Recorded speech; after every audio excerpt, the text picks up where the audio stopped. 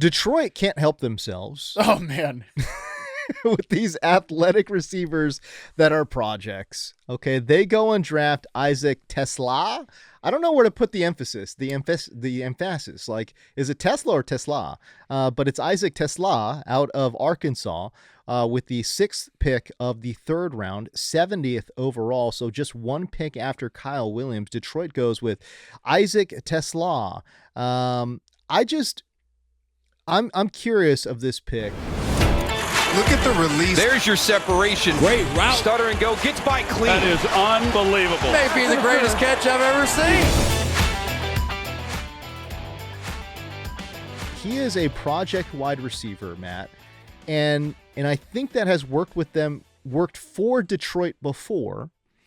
But you have to understand, this is a brand new era without Ben Johnson. Ben Johnson was a guy that truly put his guys in positions to succeed. I don't have that level of confidence. Oh, by the way, Antoine Randall L. is in Chicago as well. I don't have that level of confidence, or at least proof of concept anyways, that Detroit can do something similar here with TeSlaa in Detroit. I'm not sure. What are your thoughts? Yeah, and look, this is a huge bet on TeSlaa because I liked him. Like, we talked about it. I thought he was a really interesting day 3 receiver. Somebody that I thought, like, yeah, hell yeah, I'd want him on my roster. I'd want to spend a late round draft pick, but they took him at 70th overall, which is a big bet. And they traded up to do it. They traded away their 3rd round pick, 102nd overall, 226 3rd round picks as well. And they get a 6th round pick back. Like, my soul, Matt. Why are you doing this for this kind of player? It's a big bet. So yeah, again, as a fan of his game, that's still a big bet to me. So I really wonder what they think about this guy, because as I mentioned, what's so intriguing about him, like, full background story. If you're just listening to this now, okay. Isaac TeSlaa was a wing T quarterback in high school. So he's new to the receiver position. He goes to Hillsdale College, dominates the storied program of Hillsdale College. He goes to Arkansas, he transfers there, and he basically does nothing. He under 900 receiving yards in his 2 seasons there combined. He had 28 catches last year for 546 yards and 3 touchdowns in 10 games. He averaged 2.8 receptions per game. He did nothing. Yes, and he was mostly a slot player. He was in the slot for 70.1% of his sample snaps for reception perception. Yeah. He was off the line of scrimmage for 70%.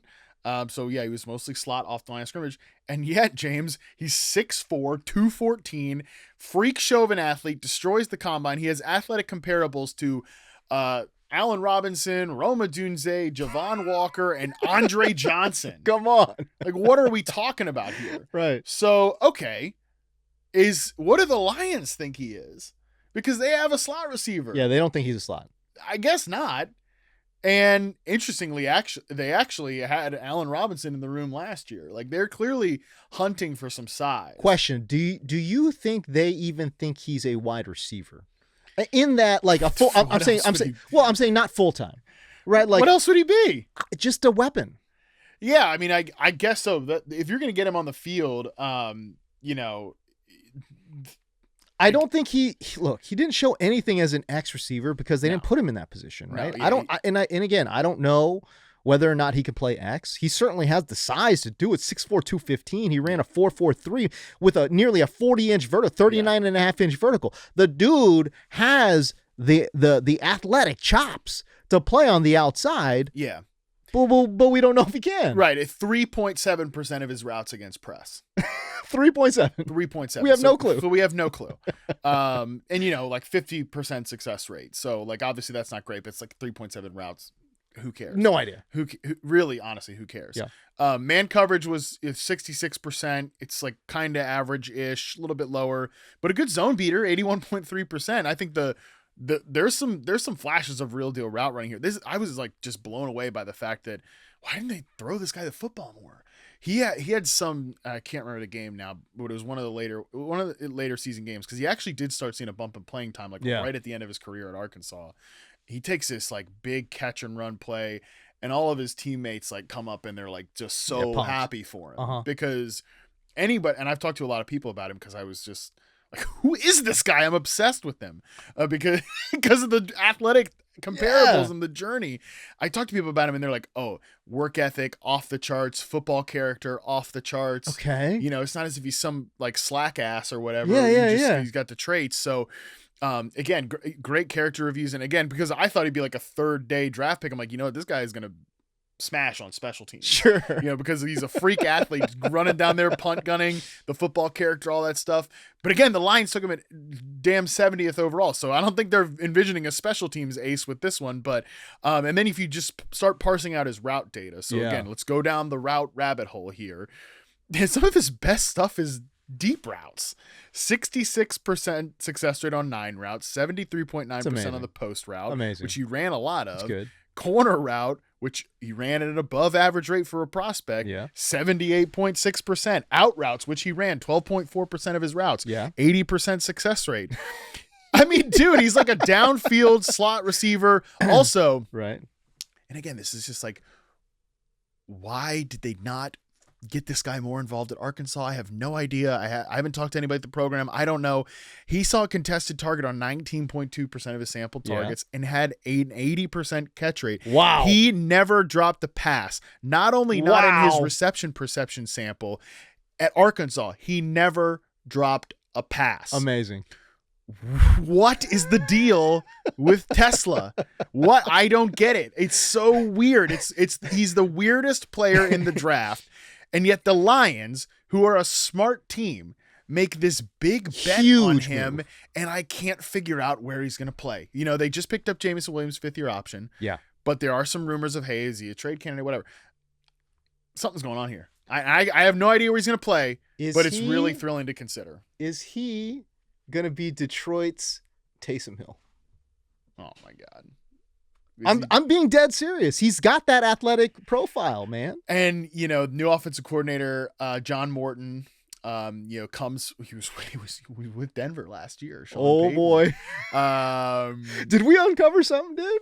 Have we broken the Isaac TeSlaa conspiracy theory? No. Like we Pepe Sylvia'd this thing into the right zone. Have we done it? Have we cracked something? Maybe. But he's wing T quarterback. That's what I'm saying. First of all, Detroit already takes Jared Goff off the field when they want to get that tush push going, right? So like, oh my God.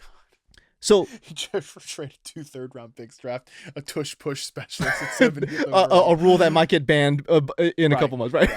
Right, exactly. Right. No, but I'm saying he's a wing T quarterback. I almost wonder, like, do we go option quarterback? You know, I could see Dan Campbell being like, hey, man, I don't mind getting a little old school here. Yeah. You know what I mean? I don't know. I have no clue, I have no idea, but this is the only way it makes sense to me, though, because you're not drafting this guy as a full-time wide receiver. I just can't see it. I would want to develop him as a wide receiver. Okay. I'd want to get in there and like, let's get something out of him, because not only that, he broke a tackle on 50% of his in-space attempts. Like this is what's so crazy is he shows so many traits, and not just traits, but skills as a receiver, but he has no production. None. And that's not there. Like, that production is not there, but I keep coming back to, there is something here. I would have thrown a dart on the 3rd day. The Lions didn't just throw a dart. They threw the whole dart board. They threw the whole dart board at TeSlaa. They bought themselves some TeSlaa stock. Okay, that's what they did here. And we'll see how it ages. We'll see if the investment works. But I am really interested in Isaac TeSlaa. He won on big boy routes down the field. He has great ball skills. And the movement skills are really intriguing. So I don't know what their vision is for him. But shoot, I can't wait to find out. There's clearly a toughness here. He fits as a line. He seems like a Dan Campbell guy. I'm really interested in what he is.